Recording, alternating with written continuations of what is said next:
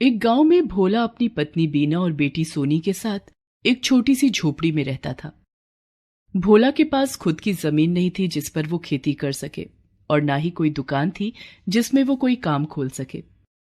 भोला गली गली घूमकर काम मांगता, उसे जो काम मिलता वो वही काम कर लेता, और कभी कभी तो पूरा दिन घूमने पर भी उसे कोई काम नहीं मिलता।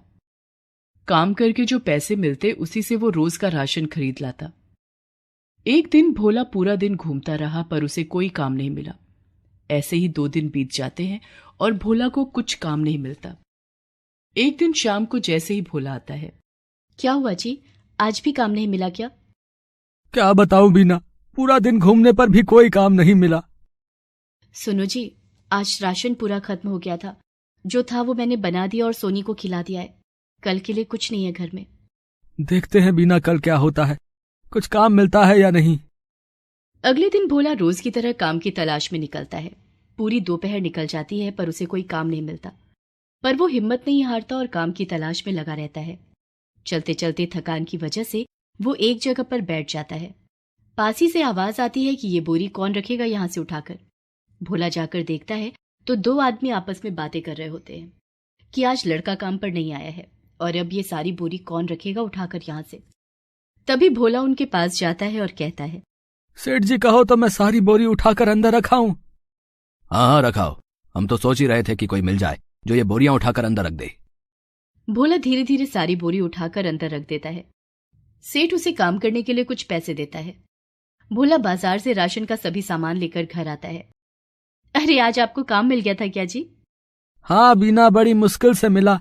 ये ले राशन का सारा सामान ले आया हूँ। ये ले कुछ पैसे रख ले, काम आएंगे। सोनी कहाँ है, सो गई क्या वो? हाँ जी, खाना मांगती मांगती सो गई बेचारी। अब क्या बताती उसे कि घर में कुछ है ही नहीं बनाने के लिए, तो क्या बनाती। कोई बात नहीं, चल अब जल्दी खाना बना और खाना बनाने के बाद सोनी को उठाना।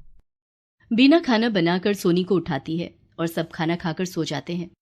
अगली सुबह भोला काम के लिए निकलता है तो उसे कोई काम नहीं मिलता। ऐसे ही कुछ दिन बीत जाते हैं पर भोला को कोई काम नहीं मिलता।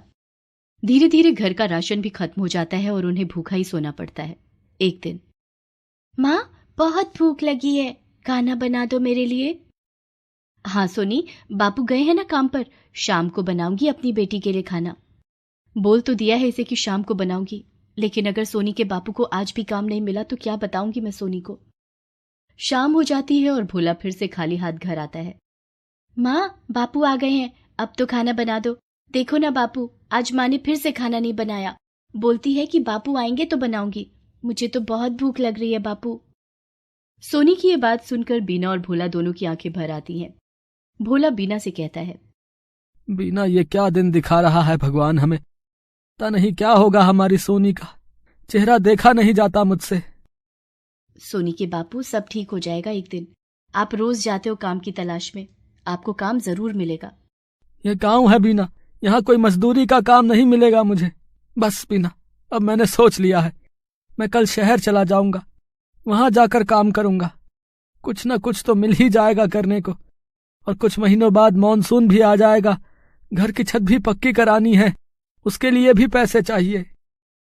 नहीं, आप कहीं नहीं जाओगे, यहाँ हम दोनों कैसे रहेंगे आपके बिना? बीना कुछ समय की बात है, सब ठीक कर दूंगा मैं। भोला पासी के घर जाकर कुछ पैसे ले आता है और लाकर बीना को देता है। ये लो बीना, ये कुछ पैसे रख लो, उधार लाया हूं किसी से, शहर से आते ही लौटा दो। अगली सुबह ही भोला शहर के लिए निकल जाता है। वहां एक कारखाने में उसे नौकरी मिल जाती है। इसी तरह कुछ महीने बीत जाते हैं और मॉनसून आ जाता है।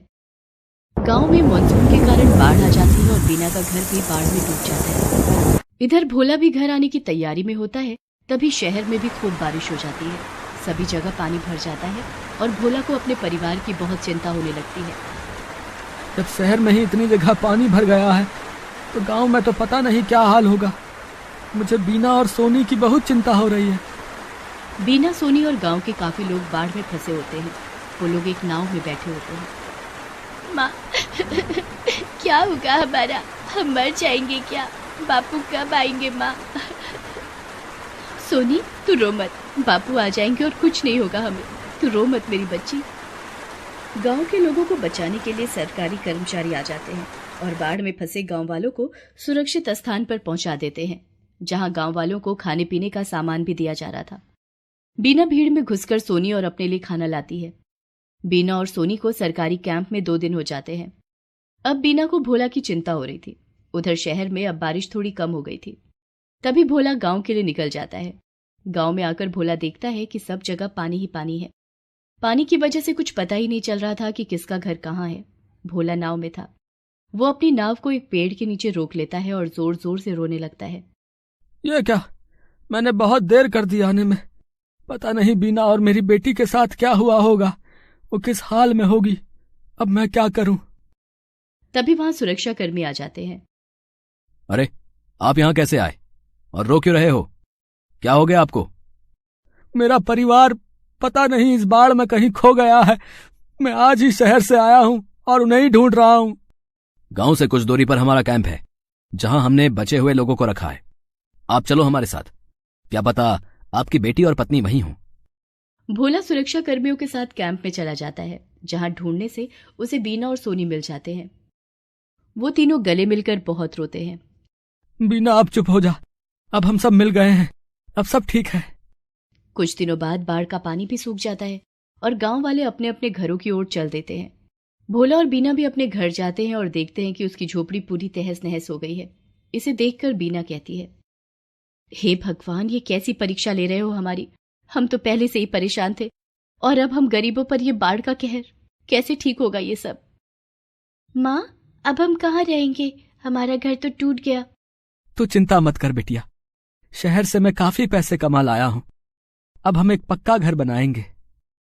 सच बोल रहे हो सोनी के बापू? हाँ बीना, सच बोल रहा हूं। और अब मैं साल में एक बार कुछ महीनों के लिए शहर जाया करूंगा और पैसे कमा कर लाया करूंगा। बीना भोला की ये बात सुनकर बहुत खुश हो जाती है और सोनी भी खुशी के मारे झूम उठती है कि अब हमारा भी पक्का घर होगा। चलो बीना, जल्दी करो, अब हमें काम भी करना है और हमें अपने घर बनाने की तैयारी में भी लगना है। हाँ हाँ, क्यों नहीं सोनी के बापू। भोला और बीना मजदूरों के साथ मिलकर अपना एक छोटा सा घर बनाकर तैयार कर लेते हैं और अब भोला ने जिससे पैसे उधार लिए थे उसके पैसे भी उसे दे आता है। अब भोला और बीना के घर के हालात सुधर गए थे। अब भोला हर साल शहर जाकर कुछ महीनों के लिए नौकरी करता था और अब भोला और उसका परिवार एक खुशहाल जिंदगी जी रहे हैं।